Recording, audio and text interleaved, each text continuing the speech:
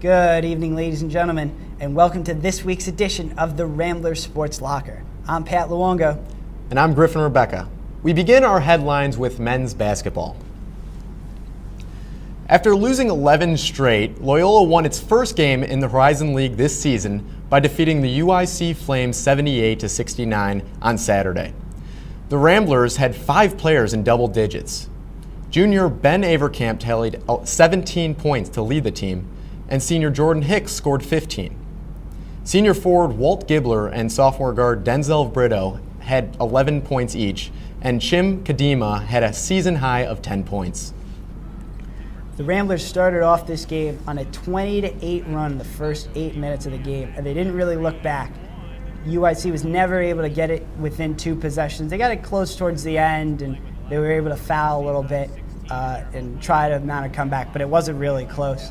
In fact, UIC's head coach, Howard Moore, so disgusted with the first 8-10 minutes of the game, he was only asked one question at his press conference. He was asked if he liked the start of the game by his team.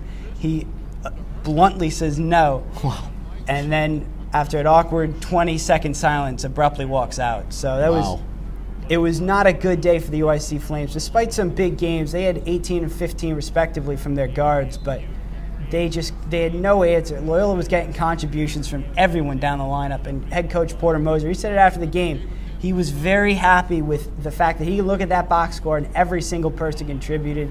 Takubo with the steal, poke away, Christian Thomas with the dunk. Sophomore guard Denzel Brito had a great night. The shooting guard everybody says can't shoot. Well, you don't really need to be able to shoot to do that. Woo! Look out! That's going to be on a highlight video somewhere. Wow.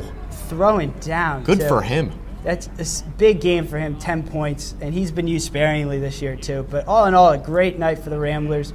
Averkamp led the way, Hicks 15 points, and Hicks, after missing the first month with that foot injury, to get him back, get him going, there's the 3 right there. Not quite Jeremy Lin good, but still a pretty solid night for Jordan Hicks. Anyway, the Ramblers couldn't keep the winning streak going, unfortunately. Their momentum was stopped when they played in the historic Hinkle Fieldhouse on Tuesday night. Loyola hung around against the back-to-back national runner-ups, Butler Bulldogs. Tied at 44 with only 7 minutes left, Butler tallied a couple of clutch baskets down the final stretch of the game and handed the Ramblers a 63-57 loss. Ben Averkamp led all scorers in the game with 23 points. Loyola's record is now 6-19 overall and 1-14 in the Horizon League. The Ramblers travel to Peoria this Saturday for an ESPN Sears Bracket Buster game against Bradley and will jump back into conference play on Tuesday at Valparaiso. Despite a career high of 17 digs from libero Peter Jasitis and a team-high 13 kills from opposite hitter Joe Smolzer, the men's volleyball team dropped their first conference game of the season by losing to 7th-ranked Lewis in 3 sets. The Ramblers are now 1-1 in the conference and are traveling the Eastern Seaboard this weekend. Played 2 hotly contested games last weekend, splitting the homestand. After losing to Cleveland State 67-65 on Thursday, the Ramblers rebounded to beat Youngstown State 78-73 on Saturday. The Ramblers' leading scorer in each game was sophomore forward Troy Hambrick. The Motown native scored 21 points on Thursday against the Vikings and 20 points on Saturday against the Penguins. The women will be on the road tonight to play Butler, looking to have some better luck than the men's team had in Indianapolis. The Ramblers are in the middle of the tightly packed Horizon League standings, and a win over Butler would catapult the Ramblers over the Bulldogs into the top half of the conference. On Saturday, the Ramblers will continue. They will play Valparaiso to finish a critical weekend in their race for a higher seed in postseason play. Loyola men's golf opened up their spring season earlier this week, and the Ramblers fared well in the match play tournament in Orlando. Despite head-to-head losses against UConn and Notre Dame, the Ramblers were able to beat their crosstown rivals from DePaul. Freshman Nick Dennis and junior Brian Vandemotter were the only Ramblers to score points in the overall standings. The team's next tournament is an invitational at Butler beginning March 26th. A little too cold to be playing up here, Griff, don't you think? Yeah, you're right on too that. cold right A little bit. Now for some historic news out of the club sports department. Loyola University hasn't had a football team in more than 40 years, but that, however, is about to change. A group of dedicated students have formed a club football team, and Carly Fisher, Ricky Zumalin, and Emily Brown visited their first practice to check up on the team's development. Like many off-season football practices, the new Loyola club team began with conditioning. Lots of it. Team captain Bobby O'Mullen explained the importance of making the most of their time. Some off-season conditioning done now to get people build base shape for them, and we're going to eventually build into doing position drills and get them working on what they need to focus on, and then from there we'll build on. We'll get actual coaches in, and they'll be able to teach them what they need to know to be able to play with the better teams. The team is made up of players of varying levels of experience and talent. They hope to be on the field by next fall, but there are still some hurdles to jump. Right now, we're still not an official club program right now, but I'm meeting with the head of club sports, Nathan Clark, on Thursday to hopefully finalize it. We've got all of our paperwork that he's given us to turn in, such as roster, insurance waivers, health insurance information for the players.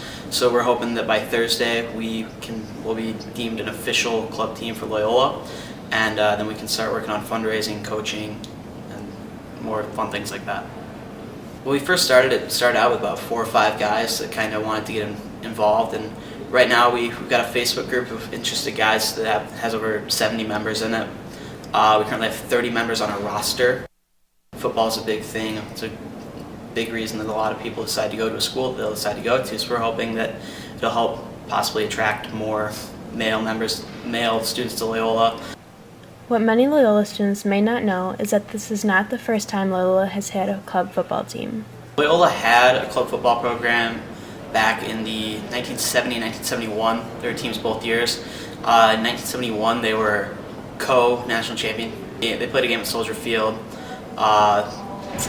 But the program got shut down because there was some mismanagement of funds from some of the student managers. They got a little over their heads, were flying to games that they couldn't really pull off. We've actually been in contact with the National Club Football Association.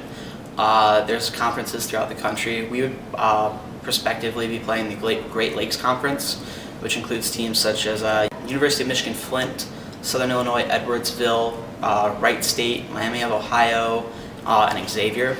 So we've been in contact with them. They told us if we start up here in the next year, hopefully we can start up next fall, we would come in as an independent team. And a lot of kids missed that Friday night game or Saturday night. It'll be here. So I think it'll bring a lot more school pride here. Spring is right around the corner, which means most Loyola sports are starting up again. Our roundtable will give us a preview of the upcoming sports action and a look at teams' expectations. It's been an interesting winter up here on the lake, but Woodstock Willie said that spring's on the way, and with spring comes spring athletics here at Loyola. I'm Nick Amatangelo, joined by Stefan Geigas and Katie Knuckles. What are you guys excited for, and who do you think is going to be the best for Loyola this spring? Well, I'm really excited for men's volleyball. They took second in conference last year, so they're going in with some momentum to this season. They're so far 6-6. They took a hard loss to Lewis last week. They got completely swept, but they kept it up. They were back and forth with points, so hopefully they can pull it out for the upcoming matches.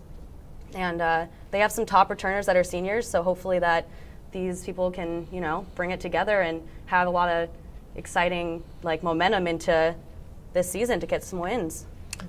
I'm really excited about the golf season. Both our men's and women's team are relatively young. The women's team led by Anne Verdoliak, she's a senior. There's also a couple good freshmen. During the fall season, they finished number 1 in a couple tournaments, so they're looking good. And then our men's team is really young, got a couple of freshmen, and Nick Dennis, who's scoring the game versus UConn, and they also have Eric Hoops, who's their only senior, so they're looking pretty good.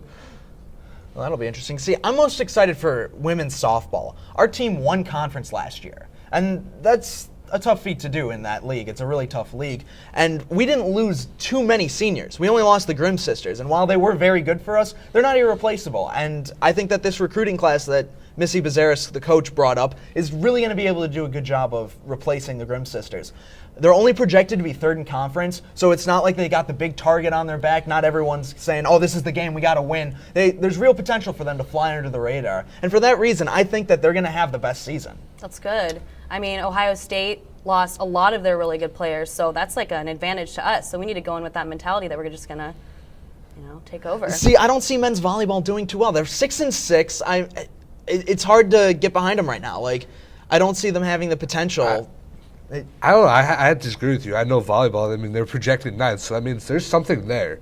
They're supposed to be a lot better than they are. And I think the first match against Lewis definitely showed that they have the ability to come back and win the tournament and hopefully win the first national championship. I mean, there's still a long way to go before that. Softball is right there. We're right on the cusp. We have the pieces. We have the momentum. We could really put together a solid run this season. Okay, then They let have me a ask solid you. pitching staff, don't They really do. Brittany Gardner and Keely Engelkins, 2 sophomores coming back this year, they are fantastic. They're going to really light it up this year. That's where it starts, pitching, defense. Exactly. That's why I really think that the softball team's going to have the best year. Let me ask you. Yeah. This time, who do you think is going to get the most excited, fans-wise, for what sport? I mean, these 4 sports we're talking about, really big. Like, do you think one's going to get more excited for? I see softball again. It's a winning team. There's a lot going on. A lot of good players. I think that softball gets people excited and draws the fans out. Yeah, but the field's kind of far. I mean, with volleyball, it's like right on campus. Like it's easy access, so you're right there. That's true.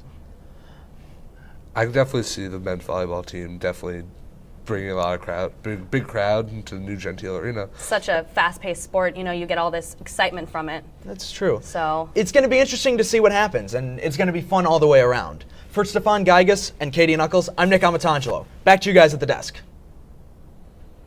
Student athletes have busy daily schedules, but have you ever wondered how athletes make time for their special someone while still managing their school and sports schedules?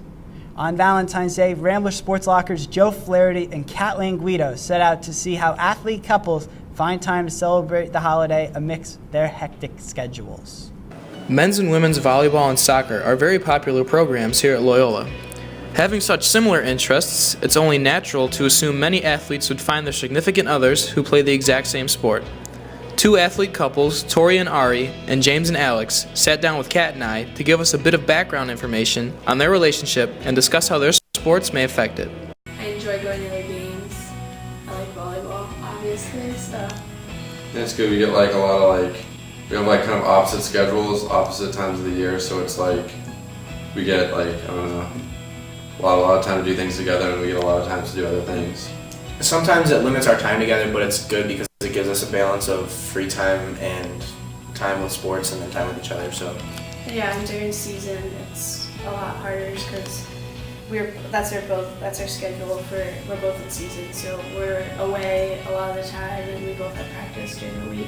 Ask both couples how they plan to actually celebrate, as well as what their dream dates would be. Well, we're doing homework. We kind of celebrated Valentine's Day on Sunday because we had a lot to do today. But we're ordering pizza. I guess that's romantic. doing a management project. Yeah, it's due tomorrow. It's very romantic. I would say probably a candlelit dinner full of seafood on a remote island off of Fiji, somewhere around there. That would always be a dream date of mine. Otherwise, maybe just Portillo's. We wrap things up by asking Tori and James what their favorite thing about their girlfriend was. I'd have to say her cute freckles.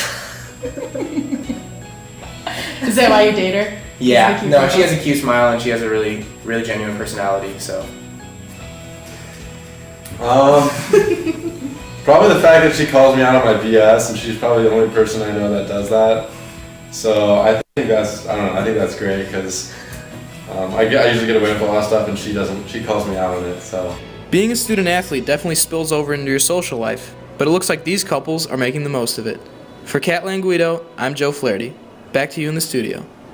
Well, that will do it for us here at the Rambler Sports Locker.